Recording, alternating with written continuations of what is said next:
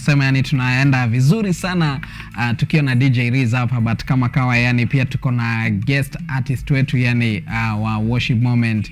Tumeanza vizuri sana, tumeanza pale na a cappella, alafu tukaingia her new song, not her really new song but song yake pia moja, song inajulikana kama Asante, but tuko naye hapa studio anajulikana kama Charity. Karibu sana. Asante. Uko poa kabisa? Nashukuru. Welcome to KUTV Church O'Clock. Thank you. Maybe unaweza introduce hapo, tuambie Charity ni nani, anashiriki wapi, just an introduction.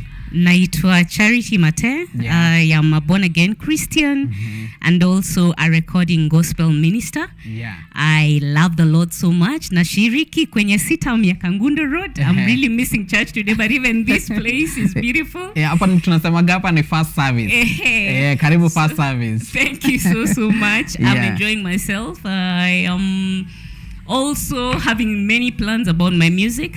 The Lord has brought me this far. Yeah. Ningependa pia kusema, when I was coming today, I've not been feeling well since yesterday. Sorry you for can that. Kama ungenijua you will tell because of my voice. Yeah. But I thank God because amenienable leo kufika. Yeah. I was not strong, but he's given me the strength and the grace even to minister, na namshukuru sana. Asante. God has been faithful to me. Tunapatia all the glory yani to God yani. Yes. Na pia kwa kukufikisha hapa, na karibu sana pia kwa kukubali bado invite yetu.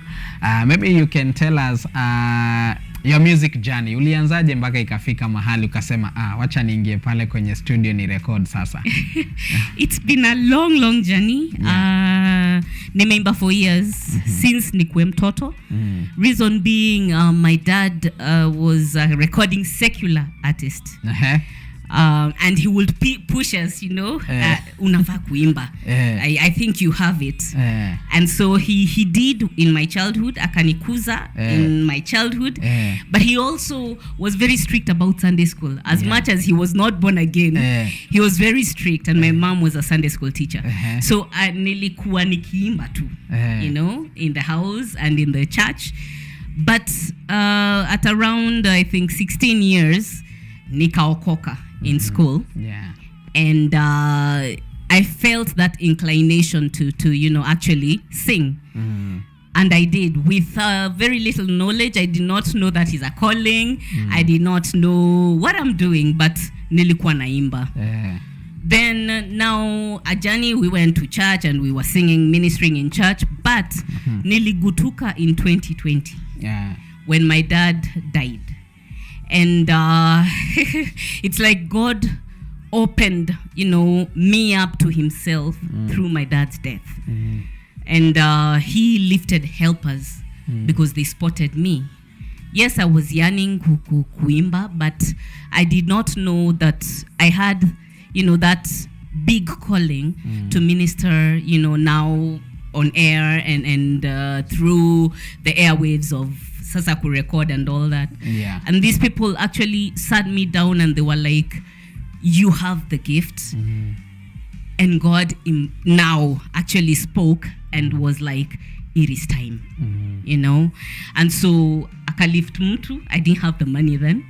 Aka lift mtu, and this person akanilipia my audio. And then I got remarried. I actually got married in 2019. After a long, journey of many other things. My husband now was, used kunisaidia kurecord. And on top of that, he was also used kunisaidia with the videos. Yeah. And I thank God this far amenileta. And even in the song Asante, ukisikia mahali nimefika sio kwa nguvu zangu, ni kwa uwezo wake Mungu. Truly I have seen God in this journey. It's a few years and I pray that atanipeleka mbali by his grace and by his strength and by his anointing and him opening doors and platforms like this. And so I'm grateful to God. And here you are. And here I am. Asante sana Charity. Maybe unaweza tuambia pia some of the challenges kama kama msanii, unajua pia kuna wale wasanii bado wanatuwatch pia hapo, there are many of us watching us, pia kuna wale wa praise and worship pia wanashinda ndaanzaje yani pia mimi kuingia pale kwa studio. But yani some of the challenges zenye maybe umepitia kama msanii, si kama mambo za nyumbani and all, kama msanii. Kama msanii, wow, there are many. One, like I said, I didn't have money. Yeah. You know, so the financial aspect is very needed to go into a studio. Yeah. Na kurecord, to do a video, na ieditiwe, and you be given. So that was one of the challenges. Also now, challenges to do with vocals. You get into a studio and the producer is like, hey, ujui kuimba, you know.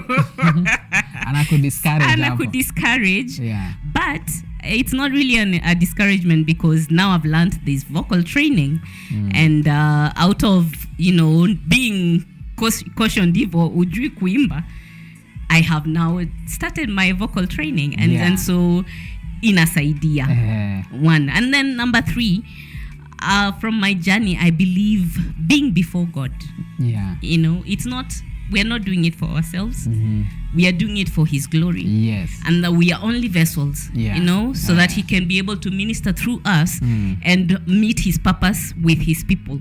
So if you do not have that knowledge of, you know, nafaa kukua mbele yake Mungu, nafaa kungojea Mungu, you will not make it. Kabisa. So far, yeye ndio amenifikisha hapa. Yeah. And it is out of spending time with him.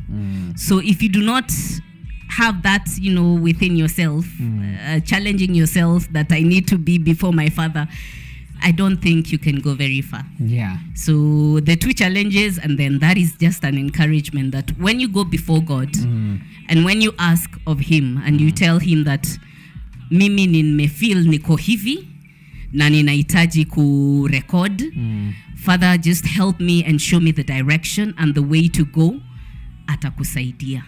And he will lift helpers on your behalf. Yeah. Yes. Asante sana Charity, na before pia to launch hii song inaitwa Nifanye Upya, maybe utakuwa unatuambia kuhusu hiyo. We normally ask our guest swali tu rahisi tu hapa kabisa, yani kuguess bado iko sawa, kujaribu bado iko sawa, kuipata bado iko sawa.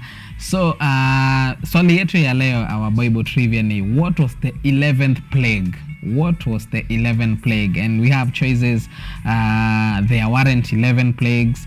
B, death of firstborn. C, darkness. D, thunder, hail and fire. So ni what was the 11th plague? There were only 10 plagues. God sent only 10. So there wasn't the 11th. I wouldn't name them if you were to ask me. Yeah. But I know that zilikuwa tu 10. Hapa wewe unasomaga Biblia. Wewe umechambua kabisa. Asante sana Charity. Maybe unaweza tuambia kuhusu Nifanye Upya. Yani Nifanye Upya, it's a nice song, nimekuwa nikisikiza, nimekuwa bado tukicheza. Tell us about Nifanye Upya. Well, Nifanye Upya, God alinipea Nifanye Upya very many years ago. I was in prayer and fasting for about 3 or 4 days. And in the prayer, the Nifanye Upya came. I believe God was inclining in my spirit that I need to become a new vessel. The old wineskin itoke, ndio aweze kumwaga ndani yangu. And so that time I was not living vizuri sana. And I believe that is why he spoke to me that he wants to make me anew. And so I cried out to him, Nifanye Upya, Nifanye Upya, Nifanye Upya. Na pia sisi hapa studio tunasema yani tufanye upya pia. Amen. Because yani it's a nice song, yani tutakuwa tunailaunch hapa, but where can people find you? Pale kwenye social media, maybe mtu anataka pia kusikiza muziki zako, ziko tu YouTube peke yake, isipokuwa sita, watu wanakupata aje pia pale kwenye social media? You can share your handles. Okay, I'm on YouTube, Charity Mate. There are 2 songs there. I believe by the end of the year kutakuwa na zingine 2. And then I'm on Instagram as Charity the ile icon ya chini inaitagwa nini, underscore. Charity Mate. And then on Facebook I'm also Charity Mate. So if you want to speak to me, maybe you want advice on music or anything, I also counsel but not professionally. You can talk to me.